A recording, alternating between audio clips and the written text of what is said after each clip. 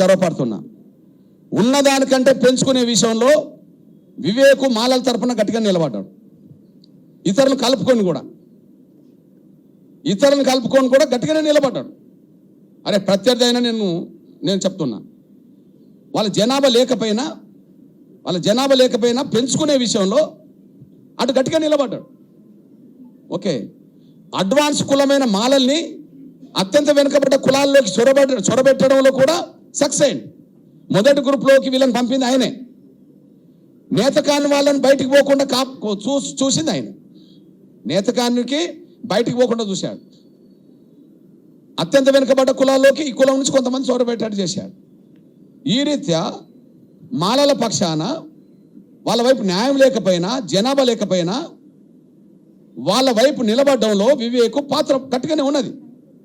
కానీ న్యాయం వైపు నిలబడడంలో, అత్యంత వెనుకబడ్డ మాదిగల వైపు నిలబడడంలో, అత్యధిక జనసంఖ్యల మాదిగల వైపు నిలబడడంలో, వాళ్ళకు రావాల్సిన వాటా సాధించి పెట్టడంలో దామోదర నరసింహ ఫెయిల్ అయిపోయాడు. మేము దామోదర నరసింహను ఇట్లాంటి పరిస్థితుల్లో, దామోదర్ రాజనరసింహ ఇట్లాంటి పరిస్థితుల్లో మా మాదిగ ప్రతినిధిగా, మా మాదిగ మంత్రిగా మేము చూడట్లేదు.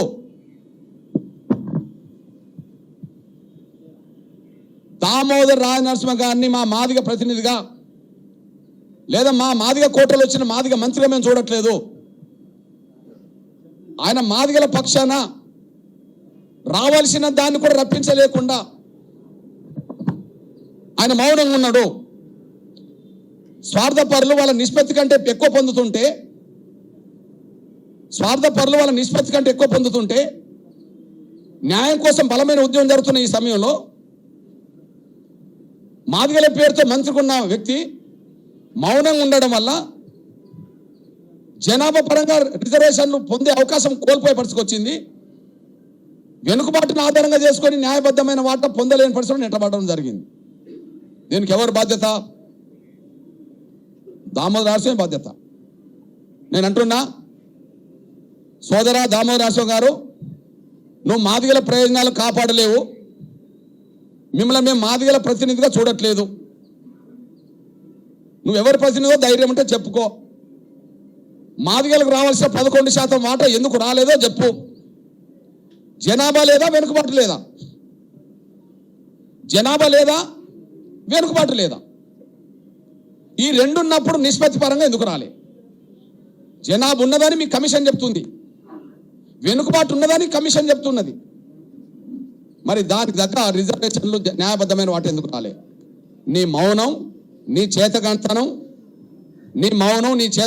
వల్ల నా మాదిగ బిడ్డలు, అత్యధిక జనసంఖ్యల నా మాదిగ బిడ్డలు తమ భవిష్యత్తుకు ప్రమాదంగా మారినవు నీ ప్రవర్తన వల్ల అనేసి కూడా రుజువు అవుతుంది. వాళ్ళ భవిష్యత్తుకు నువ్వే నష్టం తీసుకొస్తున్నావు. కాబట్టి మిమ్మల్ని మా మాదిగ ప్రతిగా చూడట్లేదు. నేను ఇక్కడి నుంచి డిమాండ్ చేస్తున్నా, రేపు మంత్రివర్గ విస్తరణలో దామోదర్ని తప్పించండి, మాదిగల్ని ఇద్దరిని తీసుకోండి. నా డిమాండ్ ఇది. రేపు మంత్రివర్గ విస్తరణలో జరిగితే మాదిగల ప్రయోజనాలు కాపాడలేని మంత్రి మాకెందుకయ్యా? మాదిగల బిడ్డలకు రావాల్సిన అవకాశాలు ఇచ్చడానికి సిద్ధంగా లేని మంత్రులు ఎందుకయ్యా? మీరు మీ కుటుంబం కోసమేనా? జాతి బిడ్డల భవిష్యత్తు మీకు పట్టదా? ఏళ్ళ తరబడి మీకేనా పదవులు? దశాబ్దాల తరబడి మీకేనా పదవులు?